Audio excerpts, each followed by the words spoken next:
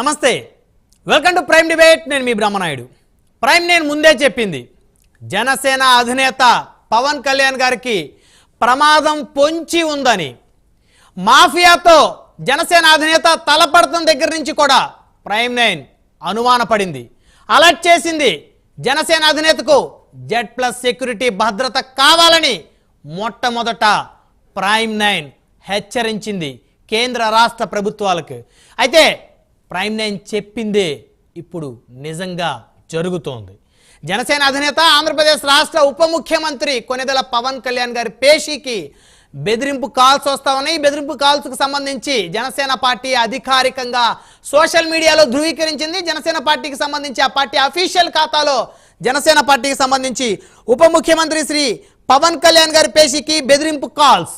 ఉప ముఖ్యమంత్రి శ్రీ పవన్ కళ్యాణ్ గారి కార్యాలయ సిబ్బందికి ఆగంతకుడు నుంచి బెదిరింపు కాల్స్ వచ్చాయి. చంపేస్తామని హెచ్చరించిన ఆగంతకుడు ఆ క్రమంలో అభ్యంతరకర భాషతో హెచ్చరిస్తూ మెసేజ్లు పంపించాడు. పేషీ సిబ్బంది బెదిరింపు కాల్స్ మెసేజ్లను ఉప ముఖ్యమంత్రి గారి దృష్టికి తీసుకొని వెళ్లారు.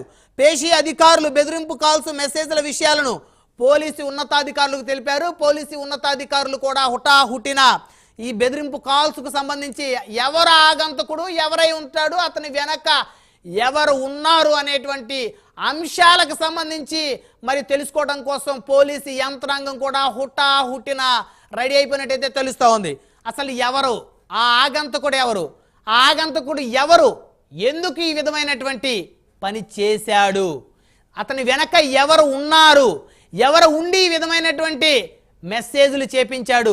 ఏకంగా ఉప ముఖ్యమంత్రి పేషీకే ఫోన్ చేసి బెదిరించే స్థాయికి వచ్చారంటే ఖచ్చితంగా ఇది కాకినాడ రేషన్ మాఫియా దొంగకు సంబంధించినటువంటి వ్యక్తుల, లేకపోతే ఎర్రచందనం స్మగ్లింగ్ చేసి వేల కోట్ల రూపాయల ప్రజాధనాన్ని కొల్లగొట్టినటువంటి ఆ నాయకుడికి సంబంధించిన అనుచరుల, లేకపోతే వీళ్ళందరినీ నడిపించేటువంటి మరొక బడా నేతకు సంబంధించినటువంటి అనుచరుల, అభిమానుల, ఎవరు? అంత ధైర్యం ఎవరిది?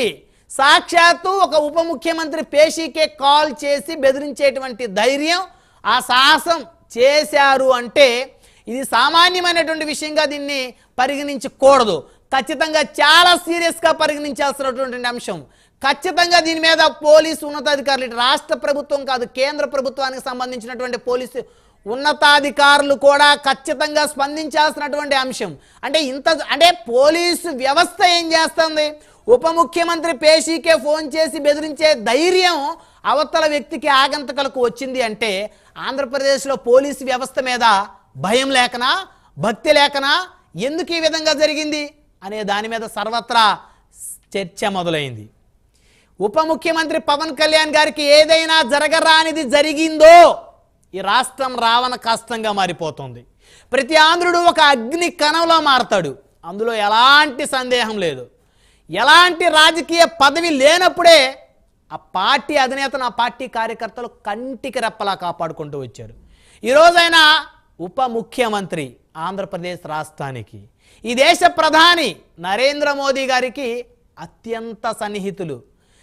మా బడా భాయ్ నరేంద్ర మోదీ అని గర్వంగా చెప్పుకున్నటువంటి ఒక రాష్ట్ర ఉప ముఖ్యమంత్రినే చంపేస్తానని పేషీకి ఫోన్ చేసి బెదిరించారంటే అసలు ఈ ఆగంతకుడికి సంబంధించినటువంటి ఆనవాళ్ళు గల్లీ నుంచి ఉన్నాయా, లేకపోతే ఢిల్లీ నుంచి ఉన్నాయా, ముంబై నుంచి ఉన్నాయా, ముంబై మాఫియా నుంచి ఉన్నాయా, ఎక్కడి నుంచి ఉన్నాయి అనేటువంటి అంశాలన్నీ కూడా చర్చిద్దాం. అయితే ముందుగా అసలు ఉప ముఖ్యమంత్రి గారి కార్యాలయానికి సంబంధించి ఆయన కార్యాలయానికి ఫోన్ చేసి, ఆయన పేషీకి ఫోన్ చేసి, ఆయన పేషీ అధికారులతోటి మాట్లాడినటువంటి ఆగంతకుడికి సంబంధించినటువంటి అంశాల గురించి చర్చించడం కోసం ముందుగా మనతోటి పాల్గొనడం కోసం శ్రీరామూర్తి మా రిపోర్టర్ అందుబాటులో ఉన్నారు, వారితోటి మాట్లాడదాం. శ్రీరామూర్తి గారు, గుడ్ ఈవినింగ్ అండి. Good evening Brahmanaidu. అసలేంటి ఉప ముఖ్యమంత్రి గారి పేషీకి ఫోన్ చేసి పేషీ అధికారుల్ని బెదిరించే స్థాయికి వచ్చిందంటే ఎవరై ఉంటారు శ్రీరామూర్తి గారు? దీనికి సంబంధించి దీని వెనక ఎవరు ఉండి ఉంటారు? ఆ రేషన్ మాఫియాకి చెందినటువంటి ఆ మాఫియా ఉందా, లేకపోతే ఎర్రచందనం స్మగ్లర్కి సంబంధించినటువంటి మాఫియా ఉంది. ఎందుకంటే ఈయన ముఖ్యమంత్రిగా ఉప ముఖ్యమంత్రిగా ఛార్జ్ తీసుకున్న దగ్గర నుంచి కూడా ఈ మాఫియాను ఉక్కుపాదంతో అణిచివేసేటువంటి కార్యక్రమానికి శ్రీకారం చుట్టిన దగ్గర నుంచే ఈయనకి ఒక థ్రెట్టింగ్ ఏర్పడినటువంటి పరిస్థితి, ఈయన ప్రాణానికి ముప్పు పొంచి ఉన్న పరిస్థితి. అది ముందుగానే 2 నెలల క్రితమే మనం చెప్పాము ఆల్రెడీ. సో మనం చెప్పిందే జరుగుతూ ఉంది. ఆయన పేషీకి వచ్చినటువంటి ఫోన్ కాల్స్ జనసేన పార్టీ అధికారికంగా ధృవీకరించింది. ఏం జరుగుతుంది అసలు? బ్రహ్మనాయుడు, మనం జనసేన పార్టీ ఆఫీస్కే కాదు, ఇప్పుడు ఈరోజు ఆయన డిప్యూటీ సీఎం కార్యాలయానికే నేరుగా ఆగంతకుడు ఫోన్ చేసి పవన్ కళ్యాణ్ చంపేస్తామని చెప్పేసి బెదిరించిన కాల్స్ లో ఒక్కసారిగా ఆశ్చర్యానికి ఉలిక్కి పడడం జరిగింది. మంగళగిరి జనసేన ఆఫీస్కి గతంలో కూడా అనేక కాల్స్ వచ్చాయి. ప్రైమ్ 9 అయితే ముందు నుంచి కూడా ఈ విషయంలో అప్రమత్తం చేస్తూ వస్తుంది. అది ఢిల్లీ నుంచి కావచ్చు, లేకపోతే ముంబై నుంచి కావచ్చు, లేకపోతే ఏదైనా మాఫియా నుంచి కూడా కావచ్చు. మొత్తానికి ఈ రోజు అయితే నేరుగా ఒక ఆగంతకుడు పవన్ కళ్యాణ్ కార్యాలయానికి ఫోన్ చేసి డిప్యూటీ సీఎం పవన్ కళ్యాణ్ చంపేస్తామని చెప్పి బెదిరించడం అయితే ఒక సంచలనంగా చెప్పుకోవాలి. దీని మీద డిప్యూటీ సీఎం కార్యాలయ సిబ్బంది పవన్ కళ్యాణ్ దృష్టికి తీసుకెళ్లారు. ఆ విషయాన్ని వెంటనే పవన్ కళ్యాణ్ కూడా రాష్ట్ర పోలీసు అధికారుల దృష్టికి, ఉన్నతాధికారుల దృష్టికి కూడా తీసుకువెళ్లారు. దీని మీద హోంమంత్రి అనిత కూడా వెంటనే స్పందించారు. అసలు డిప్యూటీ సీఎం కార్యాలయానికి ఫోన్ చేసిన ఆగంతకుడు ఎవరు, ఎప్పుడు కాల్ వచ్చింది, ఎలా వచ్చింది అనేది కూడా ఆరా తీశారు. దాని మీద డీజీపీ తిరుమల రావుతో కూడా మాట్లాడిన పరిస్థితి ఉంది.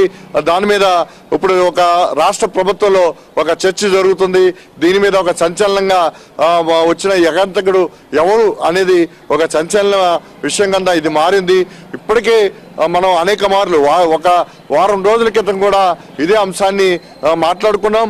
ప్రైమ్ 9 ముందుగానే పవన్ కళ్యాణ్ కొన్న బెదిరింపు కాల్స్, అలాగే బెదిరింపులు వివిధ రూపాల్లో వస్తున్న సమస్యలను కూడా మనం ముందు పెట్టడం జరిగింది, ప్రజల ముందు పెట్టడం జరిగింది. అంటే ఈ మధ్యకాలంలో పవన్ కళ్యాణ్ ఒకవైపు సంస్కరణలు తీసుకొచ్చేందుకు, రాష్ట్ర ప్రభుత్వంలో గత ప్రభుత్వం చేసిన అనేక అవినీతి అక్రమాలని బయట పెట్టేందుకు ఒక పథకం ప్రకారం తన నిర్ణయాలు ఒక అధ్యయనం చేస్తూ ముందుకెళ్తున్న తరుణంలో చాలా ముందుంటున్న పరిస్థితి. మరోవైపు ఒక జాతీయ నేతగా పవన్ కళ్యాణ్ ఇప్పుడిప్పుడే పేరు తెచ్చుకుంటున్న పరిస్థితి. మహారాష్ట్ర ఎన్నికల ప్రచారం నిర్వహించిన నేపథ్యంలో మహారాష్ట్రలో కూటమి ప్రభుత్వం తిరిగి అధికారంలోకి రావడం, ఢిల్లీలో పవన్ కళ్యాణ్కి ఒక గ్రీన్ కార్పెట్ వేసి స్వాగతం పలకడం, ప్రధాని మోడీతో అత్యంత సన్నిహితంగా మెలగడం. ఈ నేపథ్యంలో మరి రాష్ట్రంలో ఉన్న అనేక అక్రమాలు, అవినీతి మీద ఉక్కుపాదం మోపడం, ముఖ్యంగా రేషన్ బియ్యం అక్రమాల్ని అరికట్టడానికి చాలా ఆకస్మికంగా పర్యటించి కాకినాడ పోర్టులో అనేక అక్రమాలు, రేషన్ బియ్యం అక్రమాలను కూడా బయటపెట్టిన పరిస్థితి. మరోవైపు ఎర్రచందనం ఏ విధంగా ఎగుమతి అవుతుంది, దానికి సంబంధించిన వేగులు ఎక్కడున్నాయి, ఎక్కడి నుంచి అది అవుతుంది, దాని వెనక ఎవరెవరు ఉన్నారని కూడా కూపీలు అవుతున్న పరిస్థితి. దానికి సంబంధించి జాతీయ స్థాయిలో ఒక విధానం కూడా కావాలి. ఎక్కడ ఎర్రచందనం దొరికినా కానీ అది ఏపీ రాష్ట్ర ప్రభుత్వానికి చెందాలని కూడా పవన్ కళ్యాణ్ చాలా స్పష్టంగా కేంద్ర ప్రభుత్వంతో చర్చించిన విషయం. అలాగే రాష్ట్ర అభివృద్ధికి సంబంధించి, సంక్షేమానికి సంబంధించి అనేక కార్యక్రమాలు ఆయన ముందుకు వెళ్తున్న పరిస్థితి. చంద్రబాబుతో నాయుడుతో కలిపి అనేక పథకాల్లో కూటమి ప్రభుత్వం ముందుకు తీసుకెళ్లడంలో ఆయన కీలకంగా వ్యవహరిస్తున్న పరిస్థితి. ఎక్కడ చూసినా ఏదున్నా, ఏ పథకం రచన జరిగినా, లేకపోతే ఏ కార్యక్రమానికి ముందు ఉన్న పవన్ కళ్యాణ్ లేనిదే, పవన్ కళ్యాణ్తో చర్చించిందే జరగని పరిస్థితి. అలాంటి పరిస్థితుల్లో అంటే ఎన్నికల ముందు కూటమి ఏర్పాటు చేయడానికి పవన్ కళ్యాణ్ చాలా కీలకంగా వ్యవహరించారు. అంటే టీడీపీ తో బీజేపీ ఒప్పందం కుదరడానికి, కూటమిలో పొత్తు కుదరడానికి పవన్ కళ్యాణ్ కీలకంగా వ్యవహరించారు. తను టీడీపీతో వెళ్ళడం, బీజేపీతో జత కట్టించడం, మొన్నటి ఎన్నికల్లో మొత్తం 100% స్ట్రైక్ రేట్ విజయం సాధించడం. అలా ఈ విషయాల్లో ఒక పవన్ కళ్యాణ్ ఒక రేంజ్, ఆ పవన్ కళ్యాణ్ ఒక స్టార్ చాలా ముందుకెళ్తున్న పరిస్థితి, చాలా కీలకంగా మారిన పరిస్థితి. ఈ నేపథ్యంలో ఎన్నికల ప్రచారంలో కూడా చాలా సందర్భాల్లో తన మీద దాడి జరిగే పరిస్థితి ఉంది. తన మీద చాలా మంది ప్రయత్నాలు చేస్తున్నారని చెప్పి పవన్ కళ్యాణ్ కూడా పేర్కొన్న పరిస్థితి. ఇలాంటి పరిణామాలన్నీ చూసినట్లయితే, తాజా పరిణామాలన్నీ చూసినట్లయితే ముందుగానే ఊహించినట్టుగా ఇప్పుడు నేరుగా ఆగంతుకులే ఫోన్ చేసి చంపేస్తామని చెప్పి పవన్ కళ్యాణ్ ఆఫీస్ నికే బెదిరింపులు చేస్తున్నారంటే ఏ స్థాయికి ఈ మాఫియా అనొచ్చు, లేకపోతే ఈ ఆగంతుకులు ఎవరైనది ఆరా తీయొచ్చు, ఆరా తీయాలి. దీన్ని పట్టుకోవడంలో రాష్ట్ర పోలీస్ యంత్రాంగం ఖచ్చితంగా మనం చర్చించాల్సిన అంశం. ఎప్పుడైతే ఈ దేశ ప్రధాని నరేంద్ర మోదీ గారు ఏ పవన్ అయి ఏ హందీ అయి అంటే ఆయన్ని తుఫాన్ తోటి ఎప్పుడైతే పోల్చాడో, ఎంతో మంది ఎంపీల సమక్షంలో ఆయన్ని ఆకాశానికి ఎత్తిన పరిస్థితి ఏదైతే ఉందో, అప్పటి నుంచి కూడా దేశవ్యాప్తంగా కొన్ని దుష్ట శక్తుల యొక్క కన్ను ఆంధ్రప్రదేశ్లో ఉన్నటువంటి ఉప ముఖ్యమంత్రి మీద పడింది అనేటువంటి ఒక చర్చ ఏదైతే ఉందో బలంగా అప్పుడు కూడా జరిగింది. అప్పుడే మనం చెప్పాం, ప్రైమ్ లైన్ వేదికగా చాలా స్పష్టమైన చర్చ జరిగింది. ఆయనకి Z+ కేటగిరీ భద్రత అత్యవసరం, ఎందుకంటే ఆయన రాష్ట్ర రాజకీయాల నుంచి దేశ రాజకీయాలు పెద్ద ఎత్తున ఫోకస్ అయ్యారు. మొన్న జరిగినటువంటి మహారాష్ట్ర ఎన్నికల్లో కూడా ఆయన ప్రచారం చేసిన ప్రతి నియోజకవర్గంలో కూడా ఆ పార్టీ గెలిచినటువంటి పరిస్థితి, ఎన్డీఏ కూటమి అభ్యర్థులు గెలిచిన పరిస్థితి. అంటే ఆ తర్వాత మళ్ళీ ఆయన దానికి ముందు సనాతన ధర్మాన్ని ఆయన భుజాలకు వెత్తుకోవటం, దేశవ్యాప్తంగా ఆయన సనాతన ధర్మ రక్షకుడుగా ప్రజలకు కనిపించడం, ఇవన్నీ కూడా ఒక్కొక్కటి అన్ని చూస్తే ఆయన గ్రాఫ్ ఎంతైతే పెరుగుతుందో ఆయనకి ముప్పు కూడా అదే విధంగా పెరుగుతుంది అనేటువంటి అంశాన్ని మరి కేంద్ర ప్రభుత్వం దృష్టిలో ఉందా అసలు? బ్రహ్మనాయుడు, ఖచ్చితంగా కేంద్ర ప్రభుత్వం ఈ విషయంలో అయితే దృష్టి పెట్టింది. గతంలో కూడా కేంద్ర ప్రభుత్వం పవన్ కళ్యాణ్ పర్యటనలు కానీ ఇది కానీ జాగ్రత్తగా ఉండాలని చెప్పి కూడా ఇంటెలిజెన్స్ లో హెచ్చరికలు జారీ చేసిన పరిస్థితి ఉంది. పవన్ కళ్యాణ్ పర్యటనలు కూడా ఎక్కడికక్కడే జరిగినప్పుడు కూడా చాలా అప్రమత్తంగా ఉండాలి అని కూడా సూచించిన పరిస్థితి ఉంది. అలాగే రాష్ట్ర ఇంటెలిజెన్స్ కూడా హెచ్చరించిన పరిస్థితి ఉంది. ఈ నేపథ్యంలోనే పవన్ కళ్యాణ్ కూడా తన పర్యటనలు కూడా అప్పటికప్పుడు అంటే మరీ ఎక్కువ రోజులు కాకుండా చాలా తక్కువ సమయంలో చేసుకోవడం, అది చేసుకున్నప్పుడు కూడా చాలా కొంచెం జాగ్రత్తలు తీసుకుంటున్న పరిస్థితి కూడా ఇప్పుడు కనిపిస్తుంది. అయినప్పటికీ కూడా ఆయన జనంలో ఉండే మనిషి, జనం మనిషి, చాలా మాస్ ఇది ఉన్న నాయకుడు, పవర్ స్టార్ కింద జనంలో ఉన్న మనిషి. ఆయన ఎక్కడికి వెళ్ళినా కానీ వేల సంఖ్యలో లక్షల సంఖ్యలో జనం వచ్చే పరిస్థితి. అలాంటి పరిస్థితుల్లో ఎక్కడో మౌనంగానో లేకపోతే సెక్యూరిటీ రీజన్స్లోనో భద్రతా రీజన్స్లోనో ఆయన వెనకడుగు వేసే పరిస్థితి ఉండట్లేదు, జనంలోనే ఉంటున్న పరిస్థితి ఉంది. ఈ నేపథ్యాన్ని కూడా చాలా మంది ఎవరైతే అవకాశవాదులు ఉన్నారో దీన్ని అలుసుగా తీసుకునే పరిస్థితి కూడా ఉంది.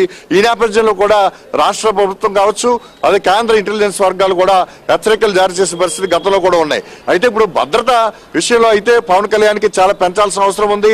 ఆయన మామూలుగా జనంలోకి వెళ్ళే తిరిగి మామూలు సామాన్య నాయకుడిగానే సామాన్య వ్యక్తిగానే ఇంకా తిరుగుతున్న పరిస్థితి ఉంది.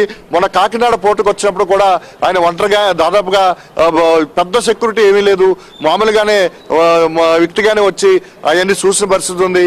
అయితే అక్కడ సెక్యూరిటీ రీజన్స్ అంటే పోర్ట్ ఏరియాకి ఎక్కువ మంది జనం రాలేరు కాబట్టి అక్కడ కొంచెం భద్రత అంత ఇబ్బంది కలగలేదని చెప్పొచ్చు. కానీ అదే కనుక బయట జరిగిన ప్రోగ్రాం అయితే కనుక చాలా భద్రతకి ముప్పు వాటిల్లే పరిస్థితి కూడా ఉండేది. అలాంటి పరిస్థితులు కూడా చాలా జరుగుతూ ఉన్నాయి. ఈ నేపథ్యంలో చూసినట్లయితే ఆయన కేవలం జాతీయ నాయకుడిగా పవన్ కళ్యాణ్ ఇప్పుడు ఎదుగుతున్న నేపథ్యంలో రేపు కర్ణాటక కావచ్చు, తమిళనాడు కావచ్చు, అలాగే ఇతర దక్షిణాది రాష్ట్రాల్లో ఎక్కడ ఏది జరిగినా కానీ ఎన్నికల పరంగా ఒక వ్యూహం పరంగా పవన్ కళ్యాణ్ వినియోగించుకోవాలి, పవన్ కళ్యాణ్ పవర్ని ఉపయోగించుకోవాలని కూడా కేంద్ర ప్రభుత్వం కేంద్ర కూటమి ప్రభుత్వం ఆలోచిస్తున్న పరిస్థితి. ఈ నేపథ్యంలో ఇలాంటి బెదిరింపులు వస్తున్నాయంటే ఏ మూల నుంచి వస్తున్నాయి, ఎందుకు వస్తున్నాయి, ఎక్కడి నుంచి వస్తున్నాయి? బెదిరింపుల ద్వారా పవన్ కళ్యాణ్ అణిచివేసే పరిస్థితి అయితే ఉండదు అని కూడా మనకి వ్యాఖ్యలు వినిపిస్తున్న పరిస్థితి ఉంది. ఏదైనా ఈ విషయంలో చాలా ఖచ్చితమైన కొంత భద్రత లోపం